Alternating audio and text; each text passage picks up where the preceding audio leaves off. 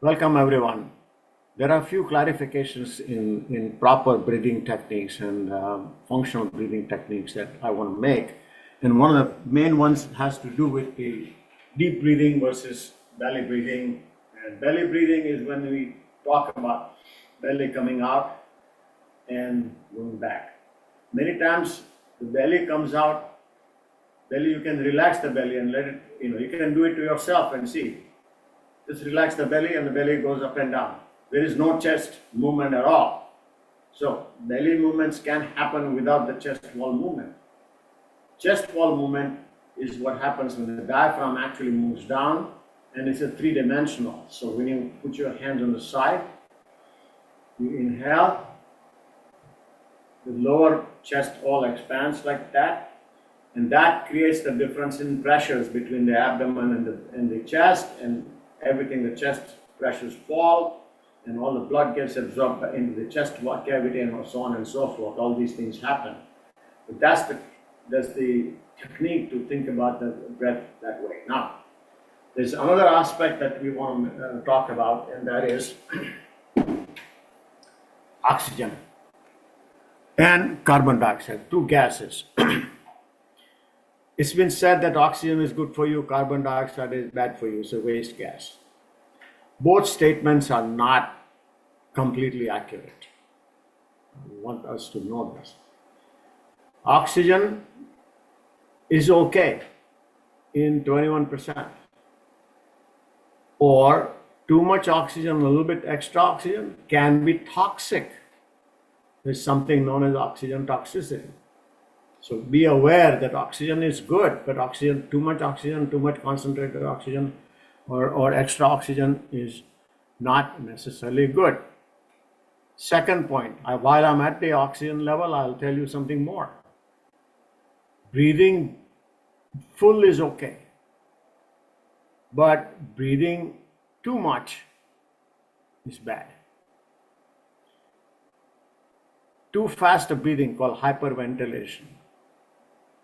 That has been the issue with the society.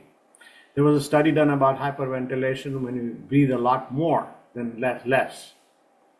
And the study showed that before industrialization came in 1920s, the amount of volume that you get, they measured it by tidal volume and how much was the tidal, just the number, don't worry about that. The volume that is there, say 5 liters or 6 liters, it was 5 liters. It's just an example. I don't know exact number, but in that study, it was around that.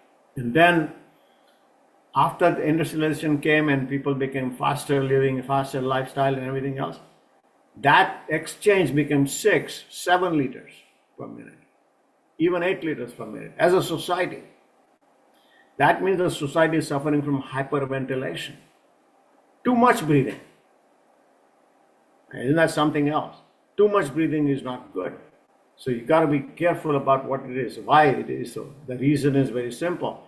Too much breathing can happen from anxiety, can happen from temperature, high fever, can have infection, can happen from stress. A lot of reasons why too much breathing can happen. And too much breathing is dangerous. Why? Now comes the second gas. That's the carbon dioxide. Carbon dioxide, we think it's a waste gas. That is true. We need to remove it. There's no question about that. We also need to maintain the acid-base balance. That also we know. However, carbon dioxide is very important.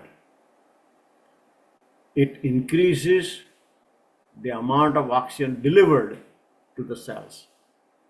If carbon dioxide is removed today, what happens is some of the breathing techniques, we have not done them, Wim Hof and hyperventilation techniques. The center here gets actually depressed. It will stop functioning.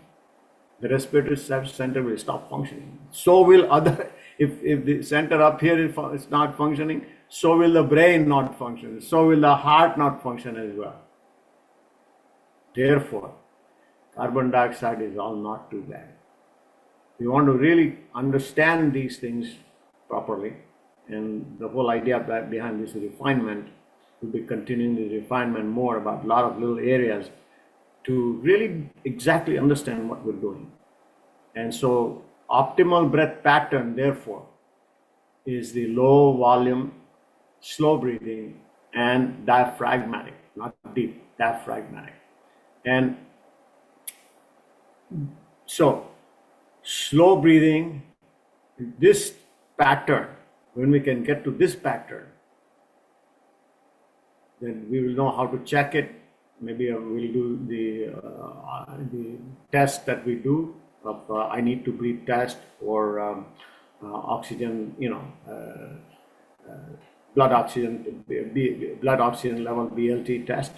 We'll do that. That's the way to find out if your breath is functional. After all these few years of breath practices, where are we?